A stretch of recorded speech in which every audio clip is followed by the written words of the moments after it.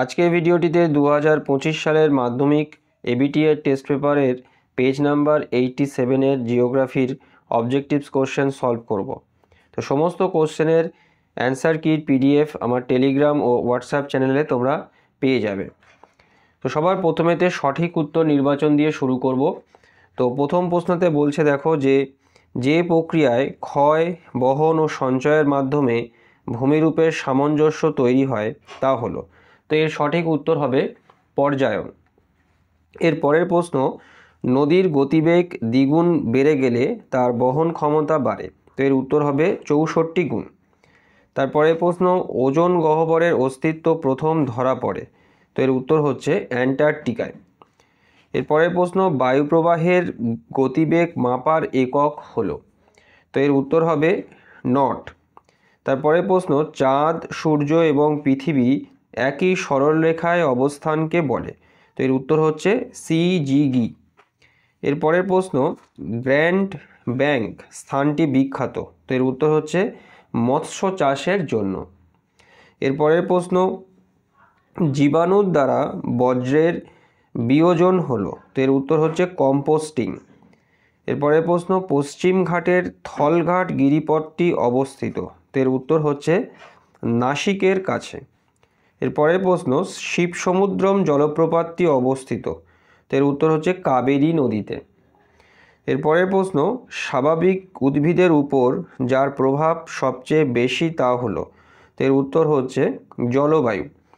এরপরের প্রশ্ন হচ্ছে সম্পূর্ণ শীতকালীন ফসল হলো। তো এর উত্তর হচ্ছে জায়িদ শস্য। এরপরের প্রশ্ন, আধুনিক শিল্প দানব বলা হয় যে শিল্পকে। তো এর উত্তর হচ্ছে পেট্রোরসায়ন শিল্পকে। এরপরের প্রশ্ন হচ্ছে যে 2011 খ্রিস্টাব্দের আদমশুমারি অনুসারে ভারতের মহানগরের সংখ্যা হলো। এর উত্তর হচ্ছে 53টি। এরপরের প্রশ্ন, কৃত্রিম উপগ্রহের কক্ষপথের অবস্থানকে বলা হয়। তো এর উত্তর হচ্ছে প্ল্যাটফর্ম। এরপরেতে আমরা শুদ্ধ অশুদ্ধ নির্বাচন করব। তো প্রথম প্রশ্নতে বলছে যে 1989 খ্রিস্টাব্দে ইউনেস্কো সুন্দরবনকে হেরিটেজ সাইট হিসেবে ঘোষণা করে। তো এটা ভুল হবে, অর্থাৎ অশুদ্ধ। তারপরে প্রশ্ন, ভারতের একমাত্র রাজস্থান রাজ্যে বালিয়াড়ি দেখা যায়। তো এটাও কিন্তু ভুল উত্তর, অর্থাৎ অশুদ্ধ। তারপরে প্রশ্ন, জলচক্র ছাড়া পৃথিবীতে জলের ভারসাম্য বজায় থাকতো না। তো এটা সঠিক, তাই এটা শুদ্ধ হবে। এরপরের প্রশ্ন, পূর্ণিমা অপেক্ষা অমাবস্যার জোয়ার তেজি হয়। তো এটার সঠিক উত্তর, তো এটা শুদ্ধ হবে। এরপরের প্রশ্ন হচ্ছে যে সাফাই কর্মীরা বজ্রের সাথে বেশি থাকে বলে এদের সংক্রমণের ভয় কম। তো এটা অশুদ্ধ হবে। এরপরের প্রশ্ন, ভারতের দক্ষিণতম বিন্দু হলো ইন্দিরা পয়েন্ট। তো এটা উত্তর হচ্ছে সঠিক, তো এটা শুদ্ধ হবে। এরপরের প্রশ্ন হচ্ছে যে উপগ্রহ চিত্রে বিভিন্ন প্রতীকের সাহায্যে ভৌগোলিক বৈশিষ্ট্যগুলি বোঝানো হয়। তো এটা ভুল আছে, তো এটা উত্তর হবে অশুদ্ধ। আচ্ছা, এরপরেতে আমরা শূন্যস্থান পূরণ করব। তো শূন্যস্থান পূরণেতে প্রথম প্রশ্নে বলছে যে ইউ আকৃতির হিমবাহ উপত্যকাকে ড্যাশ বলে। তো এর উত্তর হচ্ছে হিমদ্রোণী বলে। তারপরে প্রশ্ন, মরু উদ্ভিদকে জেরোফাইট মরু উদ্ভিদকে বলা হয় হচ্ছে জেরোফাইট বলে। তো এরপরের প্রশ্ন দেখো, বলছে যে পৃথিবীর ড্যাশ শক্তির প্রভাবে বায়ুমণ্ডল পৃথিবীর গায়ে লেগে আছে। তো এর উত্তর হচ্ছে পৃথিবীর মাধ্যাকর্ষণ শক্তির প্রভাবে পৃথিবীর বায়ুমণ্ডল পৃথিবীর গায়ে লেগে আছে। এরপরের প্রশ্ন হচ্ছে যে সমুদ্র জলের উল্লম্ব সঞ্চালনকে বলে। তো এর উত্তর হচ্ছে সমুদ্র তরঙ্গ বলে। তো এরপরের প্রশ্ন হচ্ছে পারদ গঠিত জল দূষণ মিনামাটা রোগের জন্য মিনামাটা রোগের সৃষ্টি করে।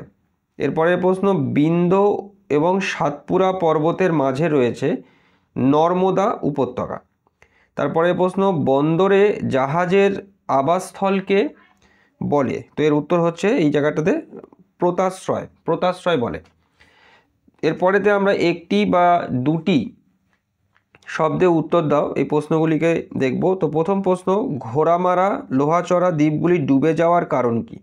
তো বিশ্ব উষ্ণায়ন, এর সঙ্গে সঙ্গে যে জলবায়ু পরিবর্তন এবং সমুদ্র জলপৃষ্ঠের উচ্চতা বৃদ্ধি ইত্যাদি কারণের সম্মিলিত কারণের ফলে এই দ্বীপ দুটি ডুবে গিয়েছে। তো এক কথায় যদি যা বলতে হয় তাহলে বিশ্ব উষ্ণায়ন লিখে দেবে। এরপরেতে দেখো বলছে যে পর্বতের কোন ঢালে শৈলক্ষেপ বৃষ্টিপাত হয়।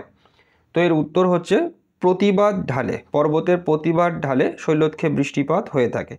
এরপরে প্রশ্ন, সাধারণত কোন ঋতুতে বান ডাকে, অর্থাৎ এটা বর্ষা ঋতুতে বান ডাকে, বর্ষাকালেতে।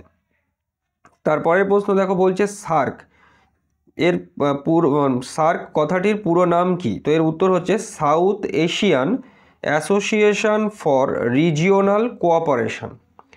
তারপরে প্রশ্ন, কুমায়ুন হিমালয়ের হিমবাহ সৃষ্ট হ্রদগুলিকে কি বলে। তো এর উত্তর হচ্ছে তাল, তাল বলা হয়। তারপরে কর্ণাটকের আম্রবৃষ্টি কি নামে পরিচিত। তো এর উত্তর হচ্ছে চেরি ব্লসম নামে পরিচিত। তারপরে প্রশ্ন, কোন সড়কপথের মাধ্যমে দিল্লি, মুম্বাই, চেন্নাই ও কলকাতা যুক্ত হয়েছে। তো এর উত্তর হচ্ছে সোনালী চতুর্ভুজ। তারপরে প্রশ্ন, ভারতের জরিপ সংস্থার প্রধান কার্যালয় কোথায় অবস্থিত। তো এর উত্তর হচ্ছে দেরাদুন। এরপরেতে আমরা দেখব হচ্ছে স্তম্ভ মেলানো। তো স্তম্ভ মেলানোতে দেখো প্রথমটাতে রয়েছে কোলেরু, কোলেরুর সঙ্গে হবে হচ্ছে 3 নাম্বার কৃষ্ণা ও গোদাবরী নদীর মাঝে এই কোলেরু হ্রদ অবস্থিত। তারপরেতে উত্তর পূর্ব ভারত, এর সঙ্গে হবে ঝুম চাষ, উত্তর পূর্ব ভারতে ঝুম চাষ বেশি দেখা যায়।